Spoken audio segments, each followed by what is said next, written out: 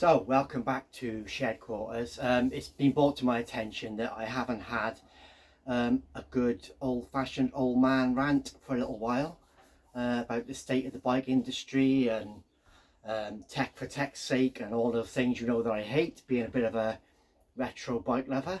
But yeah, this is inspired by Shimano's latest release of a new XTR wireless di2 Groupset, and for once it's not all completely bad news. I mean, all the usual things apply. No one needs wireless shifting, no one needs this constant sort of development and advancement in gear systems, because gear systems have worked really well for a long time just as they are. But Shimano actually, with some of the features on this XTR, have shown a bit of sense, in as much as they haven't gone over the top. Well, they sort of have, but they haven't at the same time. So they've kept it 12 speed. They haven't gone for a 13 speed group set, which is what I was expecting. It's got several developments over the older partially wireless di2. So this is completely wireless. The battery is not in the seat post or anywhere on the bike. The battery is housed in the derailleurs themselves, as it is on a SRAM wireless system. It shares a lot with the SRAM wireless system, but it seems to retain a very mechanical feel from what I've heard. Spoken to a few people that have ridden it now, and apparently it feels very mechanical and very familiar if you're used to using mechanical XTR. So it doesn't have that sort of mouse button click type sort of shifting.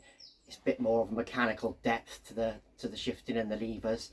But yeah, the biggest thing with this new group set, they've left in place the standard mounting, so you don't have to use a UDH mount to mount this new XTR mech. You can obviously but it can also be mounted with a standard mount onto an older bike, which is brilliant.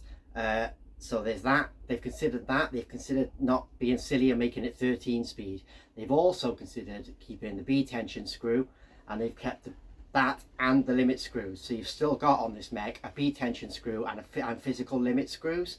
The app will do the fine tuning, but you do have those parameters set via screws like an old-fashioned derailleur, which I think is a good thing. Because the SRAM system, obviously the UDH system, takes that out of the equation completely. But interesting that Shimano didn't go down that route, and they've kept those adjustment screws in place on this new system. Other things of note with it, really, it's the price again. The price is crazy again. It's a couple of grand for the group set. It's £550 for a replacement rear mech. So yeah, it's up there in crazy pricing land again. But this stuff is always going to be, and of course nobody actually needs it. If you choose to buy it, that's one thing, but nobody actually needs it to ride a bike. It's backwards compatible as well with the current XTR, which is another good thing. So I think Shimano have been quite sensible, really. They haven't tried to kind of out-innovate SRAM by going 13 or 14 speed and going down the UDH route and all the rest of it. They stuck to their guns a little bit. It's got a very familiar Shimano feel to it. From what I've seen, the shifting's a little bit quicker as well than it is on the SRAM Max, wireless Max. So yeah, some good things, really.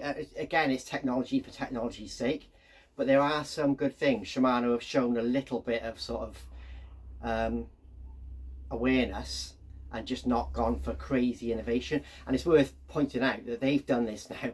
They've just finally, after about 7 years, got this system fully wireless, just at the point where SRAM is now bringing out cable versions of their Eagle systems. So yeah, I don't think wireless is the be all and end all. I don't think it's going to phase out cable systems in the immediate future. Like I say, SRAM has just invested in bringing out cable versions of Eagle, so there obviously is still a demand for it. So yeah, just a bit of a, not so much of a rant really, because I don't actually think Shimano have been too silly this time. There is also a 2x13 Campag road group set that's just been released. That, yeah, that's another story altogether.